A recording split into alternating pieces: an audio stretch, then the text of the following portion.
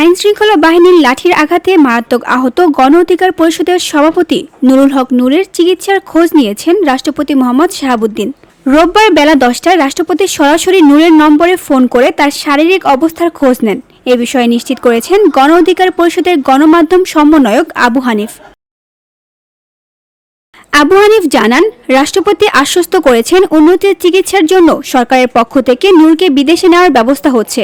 রাষ্ট্রপতি নূরের ওপর হামলার ঘটনায় তীব্র নিন্দা ও গভীর দুঃখ প্রকাশ করেছেন এবং এ জঘন্য হামলায় জড়িতদের দৃষ্টান্তমূলক শাস্তি নিশ্চিত করা হবে এই মর্মে আশ্বস্ত করেন। তিনি দ্রুত নূরের আরোগ্য কামনা করেছেন। শুক্রবার সন্ধ্যায় নয়াপল্টন এলাকায় জাতীয় পার্টি ও গণ অধিকার পরিষদের নেতাকর্মীদের মধ্যে সংঘর্ষ হয়। এক পর্যায়ে গণ অধিকারের নেতাকর্মীরা বক্স কালভার্ট সড়কে তাদের দলীয় কার্যালয়ের সামনে অবস্থান নেন। সেখানে নূর গণমাধ্যমের সঙ্গে কথা বলার প্রস্তুতি নিচ্ছিলেন। এ সময় সেনাবাহিনী ও পুলিশ সদস্যরা নূর ও তার সহকর্মীদের লাঠিপেটা শুরু করে।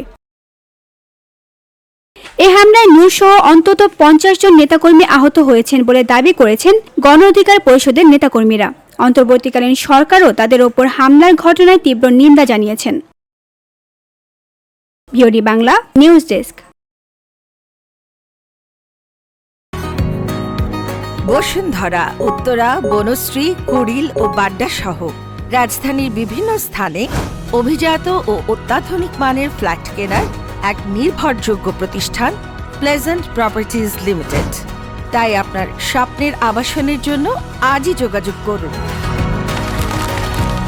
Pleasant properties limited, where destiny matches eventually.